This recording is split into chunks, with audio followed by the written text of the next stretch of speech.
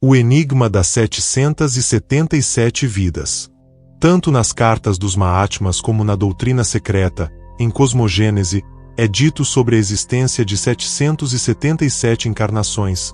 desde a origem da alma humana até a sua saída para a iluminação, não mais voltando. Isso, no entanto, segundo essas fontes, é um problema a ser resolvido, embora a carta 66 das cartas dos Mahatmas faça referência a que essa soma de vidas é distribuída pelo percurso envolvendo 7 anéis, através de 7 raças, e 7 multiplicado por 7 ramificações, fazendo com que o total de encarnações de um homem em cada estação ou planeta seja de 777 vidas. Assim, as 777 vidas parece que estão relacionadas a um processo que abarca milhares ou milhões de anos, na perspectiva do tempo terrestre, sendo que as almas humanas estão aqui por muito tempo, embora algumas mais adiantadas do que outras. No entanto, isso é um enigma, sendo que aqui não tenho qualquer pretensão em tentar encontrar a solução. Não importa se é uma alegoria ou não,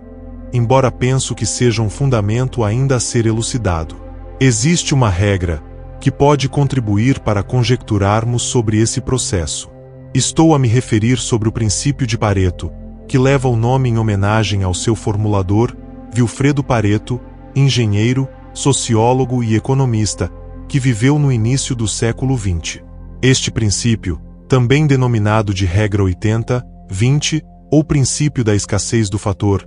afirma que 80% dos efeitos vêm de aproximadamente 20% das causas. Pareto chega a essas proporções a partir de observações empíricas e de pesquisa da distribuição de renda, onde, na Itália, 80% das terras estavam nas mãos de 20% da população, assim como no jardim de sua propriedade em que 80% das ervilhas vinham de 20% das vagens. A mesma distribuição se observa a todo o sistema existente, sendo um conceito fundamental para aplicações diversas, que vai desde cenários sociológicos, biológicos, gestão empresarial, estatísticas de acidentes, no esporte, na identificação de talentos, etc., servindo para nortear a concentração de esforços de maneira mais racional e eficaz. Por exemplo, não necessito controlar todo o estoque de insumos de uma indústria, que contém milhares de itens, com o mesmo rigor, pois basta eu identificar aqueles que causam impactos na ordem de 80% no valor total do estoque, sabendo que somente 20% desses itens são os mais importantes, priorizando a minha atenção sobre eles. Mas as proporções vão se estreitando, na medida em que uns 10% dos itens podem responder por mais de 90% dos resultados e assim sucessivamente, o que justifica a grande concentração de renda hoje observada. Algumas décadas depois de Pareto, em seu livro Hierarchy of Needs, A Theory of Human Motivation, Abraham Maslow, psicólogo americano, propôs a teoria das necessidades, dando uma nova abordagem à psicologia humanista, contribuindo para a criação da psicologia transpessoal, que ele dizia ser a quarta força da psicologia. As anteriores foram a psicanálise, a comportamental e a humanista, sendo que ele incorpora conceitos junguianos e pavimenta a compreensão do mundo dentro de uma visão holística e quântica. Na teoria das necessidades humanas, também denominada pirâmide das necessidades, Maslow estabelece 5 categorias: fisiológicas, segurança, afeto, estima e autorrealização. É chamada de pirâmide, pois na medida em que uma necessidade é satisfeita, a pessoa passa a ter necessidade do estrato superior e assim sucessivamente, porém sempre com um número menor de pessoas, o que vai estreitando a população, de maneira tal que são poucos os que se concentram no 5º e último degrau, que é o da autorrealização. Se uma necessidade de determinado estrato não for satisfeita por um indivíduo, o mesmo não terá desejo de satisfazer a necessidade de um próximo estágio, sendo que a motivação vem de forma gradual,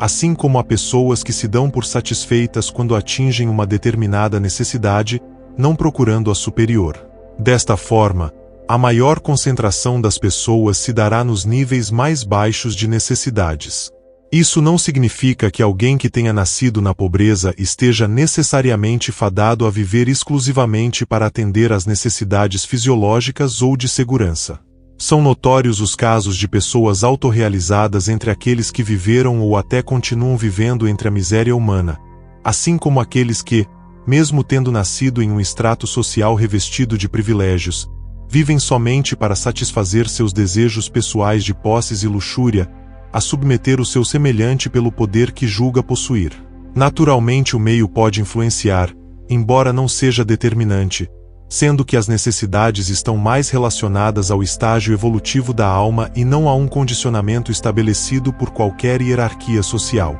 A autorrealização em sua mais alta expressão é simbolizada pelo cume da pirâmide, correspondendo à iluminação e o encontro da pessoa com o seu verdadeiro eu. Assim, é natural que aqueles que estejam no final de sua caminhada rumo à iluminação sejam muito poucos, pelo menos no atual estágio do planeta. Por analogia, as 777 vidas podem estar relacionadas a essa evolução gradual da jornada da alma, em que 700 vidas, ou 90%, são vividas como homem comum, que busca tão somente ao atendimento de suas necessidades fisiológicas, formadas pelos desejos ou por não terem saídas em razão de códigos sociais impostos ou pela exclusão, assim como de suas necessidades de segurança, que envolvem a moradia, a vestimenta e proteção. Outros 70, ou seja, 9%, seguem para o atendimento de suas necessidades associativas, onde nutrem o amor e o sentido de pertencimento e descobrem que é pelo sentido de servir e pelos relacionamentos que se evolui.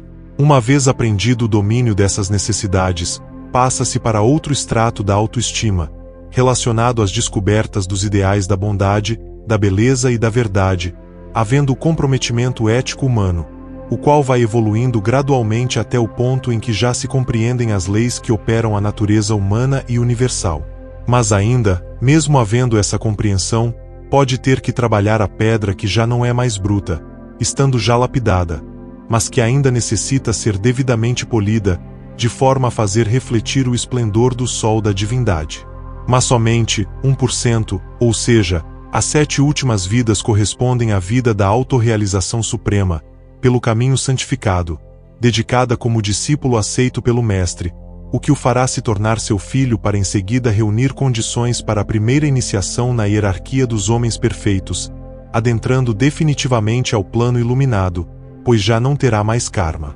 Não haverá mais desejos de viver na matéria, podendo ser um arati, não mais retornando, ou um bodhisattva, que não precisa mais retornar,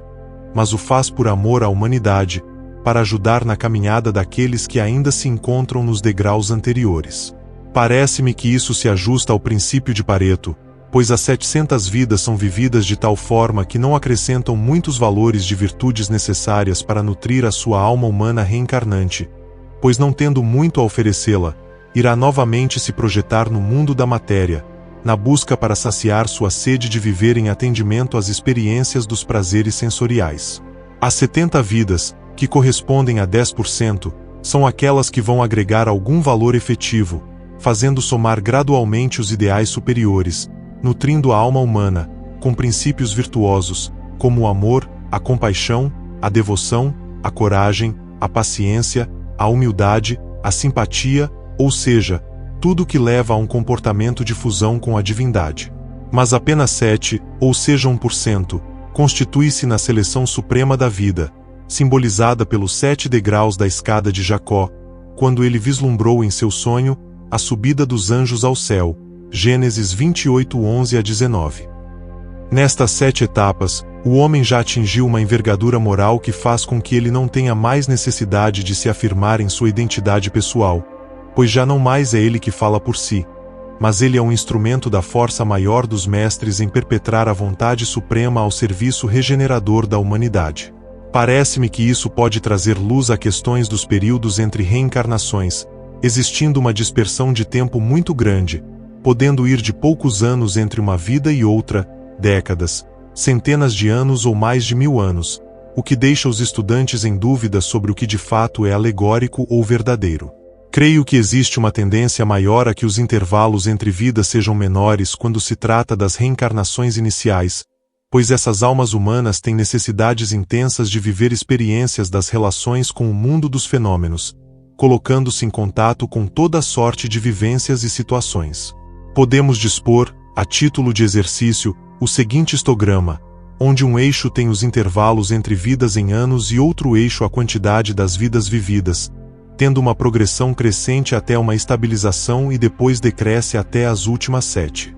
Desta forma, até 550 vidas, por exemplo, vai se vivendo de forma ordinária, podendo haver a partir desse ponto uma inflexão, em que a alma humana vai lentamente despertando para outros interesses, até entrar em um ponto onde vai se consolidando a fixação de metas mais nobres, participando das tratativas dos resgates kármicos, a fazer pactos para o ajuste de condutas, no sentido de se conduzir a um bom termo, tendo em vista a sua realização e preparação para o caminho final, realizado pelas 7 últimas etapas, revestidas dos pequenos ajustes necessários para sua entrada no Nirvana. Nestes casos, o tempo entre reencarnações vai se acelerando. Qual o estágio em que nos encontramos? Na realidade, pouco importa, pois a ênfase deve mirar o caminhar, bastando saber a direção para onde temos que ir e que não desviemos da rota. O destino sempre será único, pois todos nós estamos fadados à iluminação. Porém, enquanto isso não ocorre, continuaremos a viver vidas, obtendo os aprendizados como a de lançar sondas nas profundezas de um oceano escuro, mapeando os relevos, as profundidades abissais, as correntes profundas que arrastam sem piedade, dos vulcões submersos a expelirem a ira do confronto, levando a fervura das águas, ao encontro de criaturas monstruosas que habitam nas profundezas das pressões elevadas, a espreitar e atacar suas presas, como o mitológico Leviatã. É uma dança frenética por fome de vida, que os budistas chamam em Pali, de Taya ou em sânscrito de Trishna, que significa sede ou desejo. Desejo ou fome por vida, de se apegar às experiências agradáveis ou se afastar das dolorosas, mas as duas formas são desejos egocêntricos produzidos pela ignorância, sendo que tudo isso é que leva ao apego e o consequente sofrimento. Então, estejamos atentos para a nossa caminhada, procurando nutrir as virtudes e vivermos o desapego.